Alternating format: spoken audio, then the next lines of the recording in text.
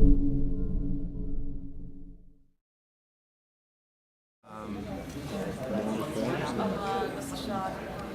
been working on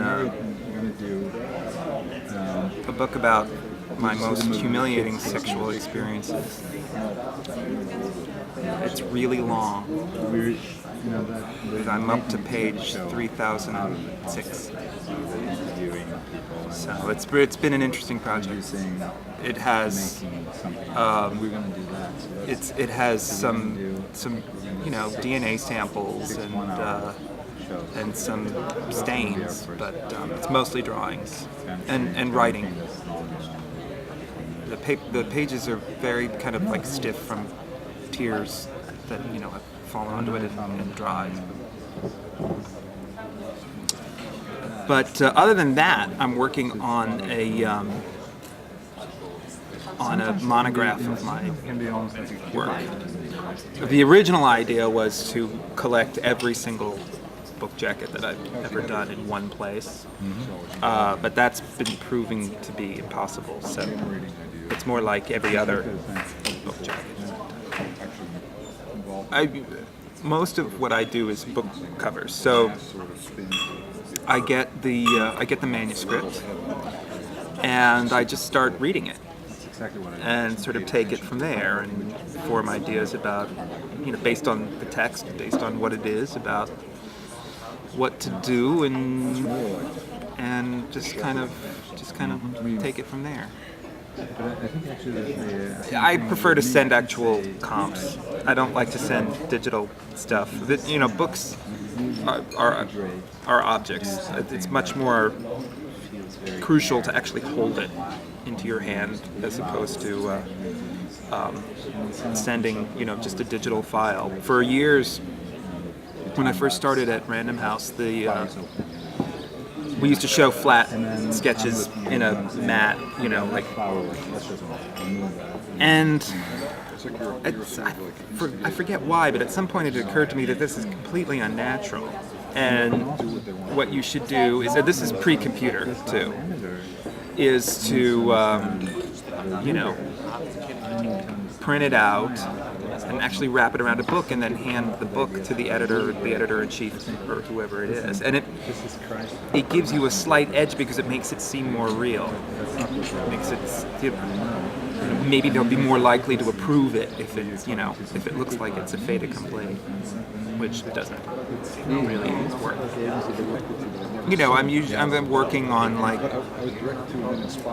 10 to 15 projects at once in various stages of completion. I'm on staff at Knopf and Pantheon, but I also have my own business that I run out of my office in New York. Yeah, actually, I made a joke in the speech about how, working for a Japanese publisher is really kind of great because being Japanese, they're too polite to reject anything I do. There actually is an air of truth to that. Now, the reality is they actually have rejected something once, but that's like one out of 20 books at this point, so it's not too bad. But those are the vertical books have been it's like a dream project because A, the books are really interesting, and B, they want the jackets to be really interesting too. Their problem is funding, which I wasn't going to go into in the speech, but they thought they had money from a certain source, which sort of didn't pan out, and so we'll see. But they've been hanging in there, and it's been a really nice outlet because there's actually things that I can do with them design-wise that I actually probably wouldn't get away with in my real job. Tip for designers in my area of work: give up and end it now. It's pointless to pursue. It will only end in tears for you. I feel sad for you. I think I wish that you had that you had a happier lot in life than designing book covers, because it's all downhill from here. So that's the other thing. I've been saying in interviews for years that they inevitably they say, well, how many book covers have you designed. And so about 10 years ago, I just said 1,200. 1,200. And I've said that for the last 10 years. So it's almost as if it's like it's too many and not enough at the same time because I never increased the number over the years. But doing this book, I finally did a tally of how many I've actually done. And it's like 670 or something. It's almost half, which is pretty pathetic. Yeah. So I just wanted to get that off my chest. Sorry.